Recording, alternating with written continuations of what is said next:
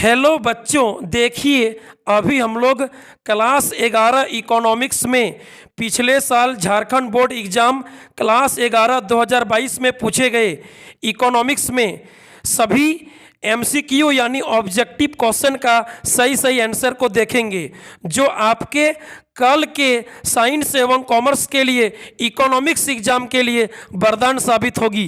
तो चलिए देर ना करते हुए वीडियो को शुरू करते हैं और सभी क्वेश्चन का सही आंसर को जान लेते हैं। देखिए सवाल नंबर 1 से क्वेश्चन नंबर 1 सांख्यिकी से अभिप्राय है, यानी स्टैटिक्स का मतलब है सम्मक सांख्यिकीय विधियां, दोनों होगा 1 और 2 दोनों, ठीक है। 1 का सही उत्तर होगा ऑप्शन 3, सम्मक और सांख्यिकीय विधियां दोनों सांख्यिकी का अर्थ होता है। आंसर होगा सही उत्तर ऑप्शन 3, 1 और 2 दोनों। आगे देखिए सवाल नंबर 2। सवाल नंबर 2 है सांख्यिकी का प्रयोग किया जाता है, स्टैटिक्स का प्रयोग किया जाता है वैज्ञानिकों द्वारा, अर्थशास्त्रियों द्वारा, व्यवसायियों द्वारा, इनमें सभी के द्वारा। 2 का सही उत्तर ऑप्शन 4 होगा, ऑप्शन 4, इनमें सभी के द्वारा। आगे देखिए सवाल नंबर 3। सवाल नंबर 3 है सांख्यिकी यानी स्टैटिक्स शब्द लैटिन भाषा के किस शब्द से लिया गया है? स्टेटस से, ठीक है। सांख्यिकी यानी स्टैटिक्स शब्द लैटिन भाषा के स्टेटस शब्द से लिया गया है, यानी ऑप्शन 3 सही उत्तर होगा, ऑप्शन 3। आगे देखिए सवाल नंबर 4। अनुसंधानकर्ता द्वारा संग्रहित आंकड़ों को कहते हैं प्राथमिक आंकड़े, ठीक है। अनुसंधानकर्ता द्वारा स्वयं संग्रहित आंकड़ों को कहते हैं प्राथमिक आंकड़े यानी प्राइमरी डाटा। 4 का सही उत्तर ऑप्शन 1 होगा, 4 का 1। आगे देखिए सवाल नंबर 5 नंबर को पढ़िए। सांख्यिकी यानी स्टैटिक्स शब्द का प्रयोग किया जाता है एक वचन में, बहुवचन में, दोनों में होगा, ठीक है। 5 का सही उत्तर ऑप्शन 3, एक वचन और बहुवचन दोनों में होगा, 1 और 2 दोनों, यानी ऑप्शन 3 सही उत्तर। आगे देखिए सवाल नंबर 6। सवाल नंबर 6 को पढ़िए, 6 नंबर। यदि समग्र में से कुछ चुनी हुई इकाइयों का अध्ययन किया जाता है तो उसे कहते हैं प्रतिदर्श अनुसंधान, ठीक है। सैंपलिंग इन्वेस्टिगेशन, ठीक है, प्रतिदर्श अनुसंधान। 6 का सही उत्तर 2 होगा, 6 का 2। आगे देखिए सवाल नंबर 7 नंबर को पढ़िए। संगणना विधि है, संगणना विधि है उपयुक्त जहां समग्र की सभी इकाई एक रूप ना हो, समरूप ना हो, यानी सवाल नंबर 7 का सही उत्तर ऑप्शन 1 होगा, 1, 7 का 1। संगणना विधि है उपयुक्त जहां समग्र की सभी इकाई एक रूप ना हो, 7 का सही उत्तर 1 होगा, 1। आगे देखिए सवाल नंबर 8 नंबर को पढ़िए। अनुसंधान की विधियां हैं 2, अनुसंधान की 2 विधियां हैं 2, 8 का 1 नंबर होगा, 2। आगे देखिए सवाल नंबर 9 नंबर क्वेश्चन को पढ़िए। निम्न में से कौन सा चिन्ह आवृत्ति 5 को दर्शाता है? इनमें से कौन सा चिन्ह आवृत्ति 5 को दर्शाता है? तो आंसर होगा 1 नंबर, 9 का 1। आगे देखिए सवाल नंबर 10। क्वेश्चन नंबर 10 को पढ़िए। जब निम्न तथा उच्च दोनों सीमाओं का अध्ययन किया जाता है, दोनों पर विचार करते हैं, तो ऐसी श्रेणी को कहते हैं समावेशी श्रेणी। 10 का 1 नंबर होगा। आगे देखिए सवाल नंबर 11। सवाल नंबर 11 को पढ़िए। परास का अर्थ है, परास यानी रेंज, विस्तार का अर्थ होता है अधिकतम एवं न्यूनतम प्रेक्षणों के बीच अंतर। 1 नंबर होगा, ऑप्शन 1, अधिकतम एवं न्यूनतम प्रेक्षणों के बीच अंतर, ठीक है, 1 नंबर होगा। आगे देखिए सवाल नंबर 12। क्वेश्चन नंबर 12 को पढ़िए। एक वर्ग का मध्य बिंदु बराबर होता है उच्च वर्ग सीमा तथा निम्न वर्ग सीमा के औसत के, ठीक है। एक वर्ग का मध्य बिंदु बराबर होता है उच्च वर्ग सीमा तथा निम्न वर्ग सीमा के औसत के, यानी स्मॉल m बराबर L1 प्लस L2 बटा 2, ठीक है, 1 नंबर सही उत्तर होगा। आगे देखिए सवाल नंबर 13। सवाल नंबर 13 को पढ़िए। 60 से 80 का मध्य बिंदु है वर्ग सीमा 60 से 80 का मध्य बिंदु क्या होगा? m बराबर होगा 60 प्लस 80 बटा 2। मध्य बिंदु का सूत्र होता है m बराबर L1 प्लस L2 बटा 2, यानी 60 प्लस 80 बटा 2, 140 बटा 2 यानी 70। 13 का सही उत्तर होगा 4 नंबर 70। आगे देखिए सवाल नंबर 14, पंक्तियों और स्तंभों के रूप में आंकड़ों की क्रमबद्ध व्यवस्था कहलाती है। क्या बोला 14 में? 14 नंबर क्वेश्चन, पंक्तियों और स्तंभों यानी रो तथा कॉलमों के रूप में समकों की क्रमबद्ध व्यवस्था कहलाती है सारणियन। ठीक है, सारणियन यानी टेबुलेशन। 14 का 1 नंबर होगा, 14 का 1। आगे देखिए सवाल नंबर 15, 50 से 70 का मध्य बिंदु है m बराबर होगा 50 प्लस 70 बटा 2, 120 बटा 2 यानी 60। 15 का सही उत्तर होगा 3 नंबर, 15 का 3। आगे देखिए सवाल नंबर 16, सवाल नंबर 16 को पढ़िए। वह ग्राफ जो संचयी आवृत्ति वितरण को दर्शाता है कहलाता है तोरण चित्र। ठीक है, संचयी आवृत्ति चित्र यानी तोरण चित्र। ठीक है, ओजाइव कर्व 1 नंबर होगा। आगे देखिए सवाल नंबर 17, दंड आरेख है एक बीमीय आरेख।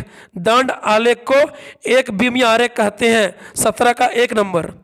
आगे देखिए 18 आंकड़ों के चित्रीय निरूपण का उद्देश्य है प्रस्तुतिकरण।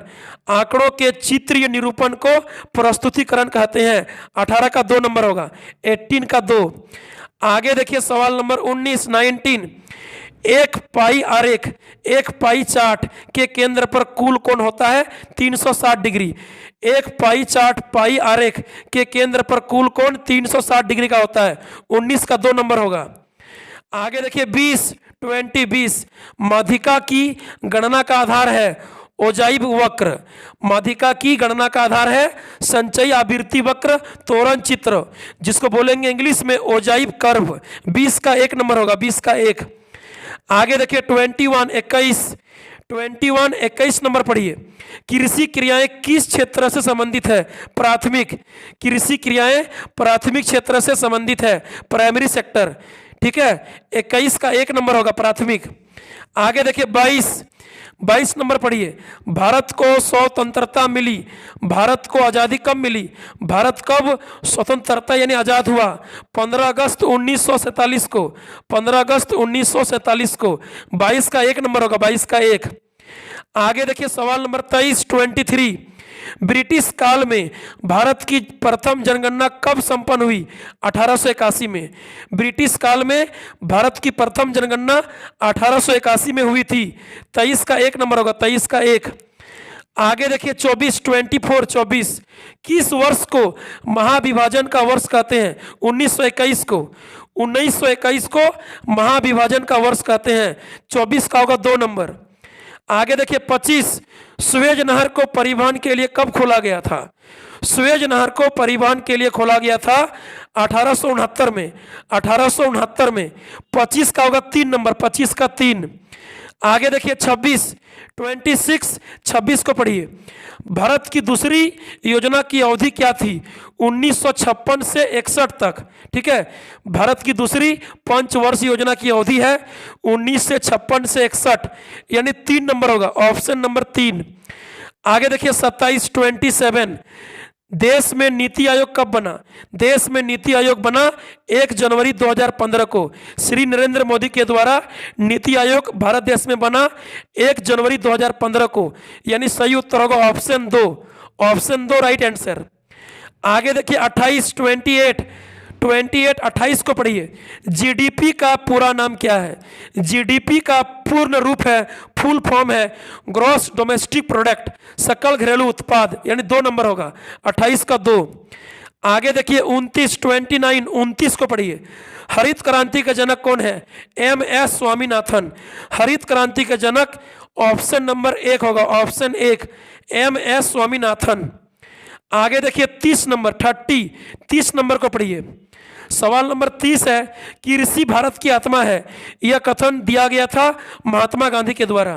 कृषि भारत की आत्मा है, यह कथन महात्मा गांधी के द्वारा दिया गया है, यानी 4 नंबर होगा, ऑप्शन 4। आगे देखिए सवाल नंबर 31 को पढ़िए। सवाल नंबर 31 है, जैविक कृषि है। जैविक कृषि एक धारणीय खेती प्रणाली है, धारणीय। 31 का 1 नंबर होगा। आगे देखिए 32 नंबर क्वेश्चन है, दूसरी हरित क्रांति का नारा किसने दिया? दूसरी हरित क्रांति का नारा दिया एपीजे अब्दुल कलाम ने। दूसरी हरित क्रांति का नारा एपीजे अब्दुल कलाम ने दिया है। 32 का 1 नंबर। आगे देखिए 33 को पढ़िए। चिपको आंदोलन की शुरुआत किसने की? सुंदरलाल बहुगुणा ने। चिपको आंदोलन की शुरुआत सुंदरलाल बहुगुणा ने की। 1 नंबर होगा, 33 का 1। आगे देखिए 34 नंबर, 34। भारत में सर्वप्रथम आयरन एंड स्टील कंपनी की स्थापना कब हुई थी? 1907 में। ठीक है, भारत में सर्वप्रथम जमशेदपुर में, झारखंड राज्य का जमशेदपुर में टिस्को यानी Tata iron and steel company की स्थापना 1907 में हुई थी। 34 का 1 नंबर होगा, 34 का 1। आगे देखिए 35 नंबर पढ़िए। भारत में पहली औद्योगिक नीति कब घोषित हुई? 1948 में। पहला 1948 में, दूसरा 1956 में और नई आर्थिक नीति 1991 में। ठीक है, ऑप्शन नंबर 2 होगा, पहला 1948 में। आगे देखिए 36 भारत में आर्थिक सुधार का प्रारंभ किया गया 1991 में। भारत में आर्थिक सुधार का प्रारंभ 1991 में किया गया। 36 का 4। आगे देखिए 37 वर्तमान में औद्योगिक लाइसेंसिंग की अनिवार्यता वाले उद्योगों की संख्या है 5। ठीक है, वर्तमान में औद्योगिक लाइसेंसिंग की अनिवार्यता रखने वाले उद्योगों की संख्या है 5। 37 का 2 नंबर, 5। आगे देखिए 38 भारतीय सांख्यिकी संस्थान कहाँ स्थापित है? कोलकाता में। ठीक है, कोलकाता में भारतीय सांख्यिकी संस्थान स्थापित है। 38 का होगा 3 नंबर, 38 का 3।